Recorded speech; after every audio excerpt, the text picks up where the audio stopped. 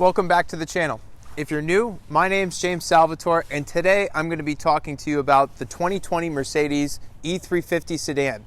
However, before we get into the video, I ask that you all like and subscribe to the channel, as it helps me out greatly to provide new content to you guys, and you're not going to want to miss out, trust me. I do everything from new car reviews, new car comparisons, as well as old cars and pretty much everything in between. So stick around because you're not going to want to miss on what I have to offer to you guys. And with that, let's get into the video.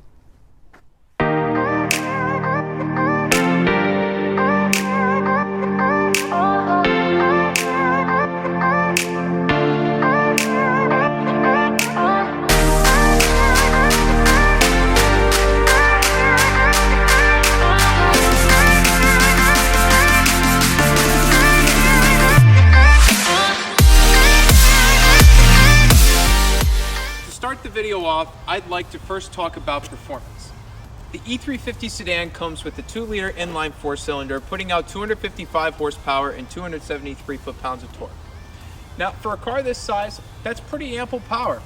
With the 9-speed transmission, it'll really get out of its own way pretty well. However, performance with the E350 isn't really the point of this car. And if you think it is, you're kind of missing the point with this car.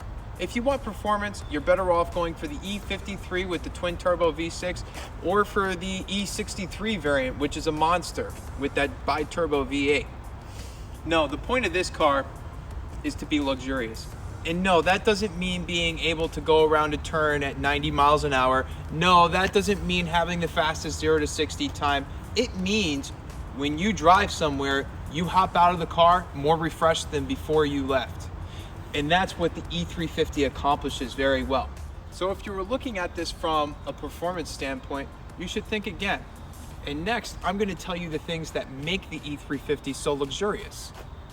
So first up is definitely the ride. As soon as you hop in one of these cars and you take it down the road, you notice right away how smooth and composed the ride is. And that's because Mercedes-Benz has an air suspension system in this car that kind of levels itself out a little bit in the corners and also just sorts through all the little bumps and crevices in the road beautifully. When it comes to lighting systems, Mercedes has some of the best in the business. On this car, we have Mercedes LED high performance headlamps, which feature a fixed setup with the projector low beam and a reflector high beam. However, Mercedes has another option which is even better than this, which is their active intelligent LED lighting system, which will actively illuminate the corners as well as turn on and off the high beams in order not to blind oncoming traffic. It's a pretty cool option, so just something to think about when you're going to select your E350. Now I'm going to focus on how practical the car is. So you would expect from a 4-door sedan to be able to at least fit 5 people or 4 comfortably, right? I'm going to test that out. So I'm about 6'1", and I'm gonna set my seat up in a comfortable position. Not a position where, you know, like you're accommodating for some people in the back. No, I'm gonna use my normal seating position and see how I fit behind myself in the rear.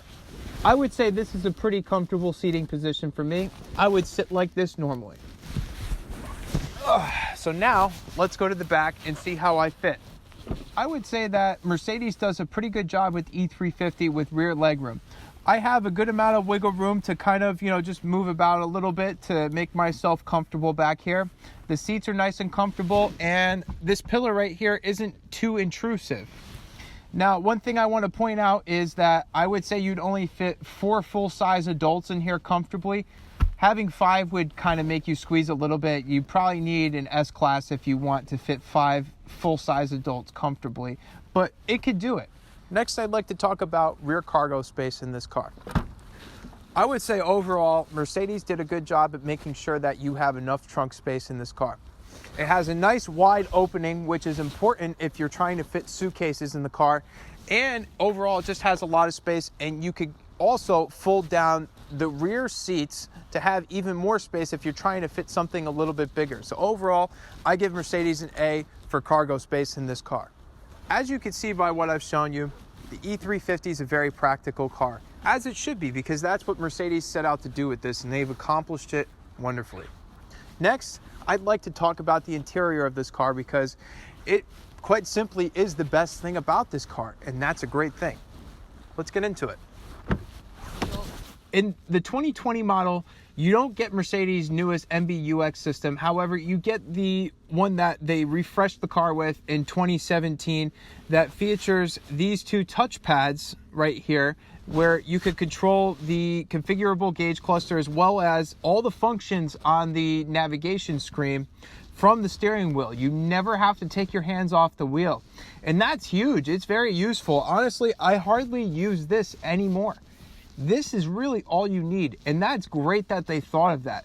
They're the only ones in the industry that you don't have to take your hands off the wheel to work pretty much all the functions of the vehicle. First, I'd like to get into some of the functionality of the configurable gauge cluster. If you hit the home button and you scroll over to configure, you'll notice that there's 3 different layouts that they offer with the car. You have progressive, which is this, where you can have your map and then your multimedia stuff to the left, and a very central focus gauge cluster there. You have classic, which features 2 circles, kind of, like, you've had on older cars throughout the years. And you could kind of configure that, right? So if you bump over to the right, you have a few different options that you can have. You can have just a normal tachometer. You can have your map. You can have, your driving eco information. And then you could have kind of like a little G-force monitor, which is pretty neat, I suppose. I don't think I'd use it much. For me, I think I'd either stick with the tachometer or the map. And then you have a sport layout, which is pretty interesting.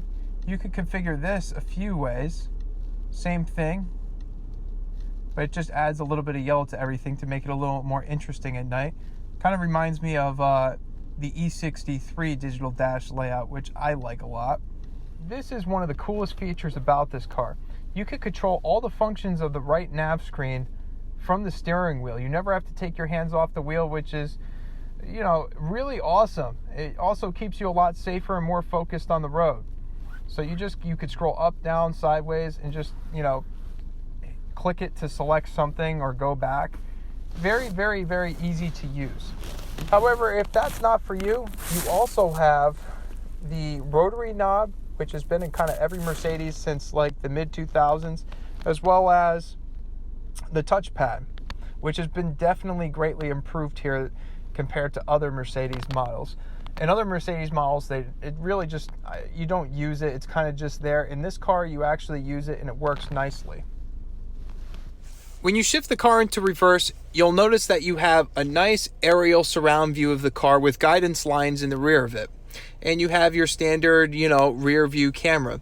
However, Mercedes takes it a step further. When you put the vehicle in drive, you'll see that it switches to the front. So you have guidance lines in the front, and then the camera switches to the front bumper camera, which is very useful if you're pulling into a parking space and you don't want to scrape the front bumper. However, you have other views as well. You have the front 3/4 as well as the sides, and then you have the rear 3/4. This car also has the ability to park itself when applicable, because you have to be near parking lines for it to actually park itself, because it needs to read those lines there. If you click on the feature, you'll be able to follow a few prompts and it'll show you how to get through it all. Now that that stuff's out of the way, let's go for a drive.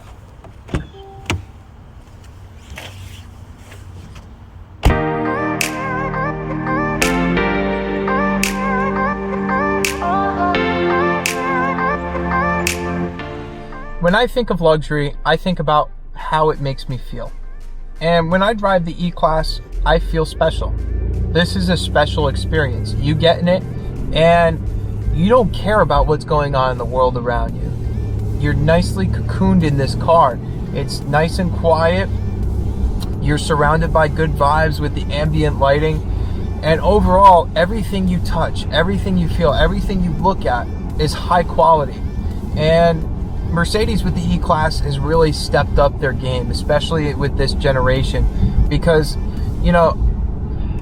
there's something to be said for being able to get a car that you truly feel that the money you spent on it was well spent. There is a lot of cars in the $60,000 price range.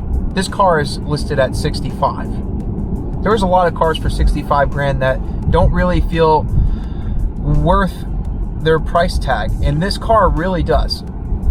This car feels like a special experience every time you get in and out of it. Taking off from the standstill, the Mercedes does a good job at having a nice smooth takeoff. It starts in comfort mode in second gear and kind of, you know, just slowly whooshes away. Very smooth. You don't really notice any jerkiness in the transmission at all. It's just very smooth and composed. Another thing to note too is that in the E-Class, I think they've greatly improved their start-stop function, because in a lot of their cars, the start-stop function is very intrusive, and they really needed to work on that a lot. And I think in the E-Class they have. To me, it's not as good as certain other cars, but it's definitely a great improvement from what they have done in the past. Another thing to note is the car's visibility.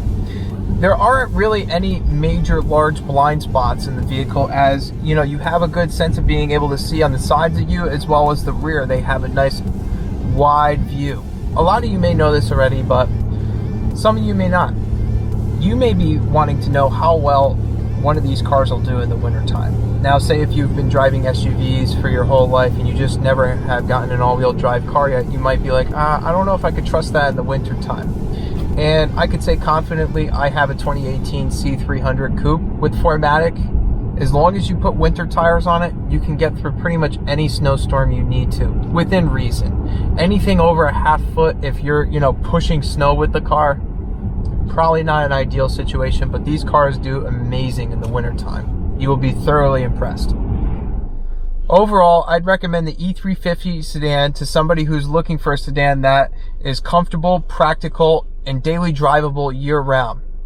You really can't go wrong here, because when it comes to luxury cars, Mercedes does it like no one else in the business. Well, that's all for today's video. I hope you enjoyed it and that you found it informative in helping you make your choice. If you haven't already, be sure to hit that like button, as it helps out a lot in promoting the videos. And be sure to subscribe and turn on the bell notification to be alerted when my future videos come out.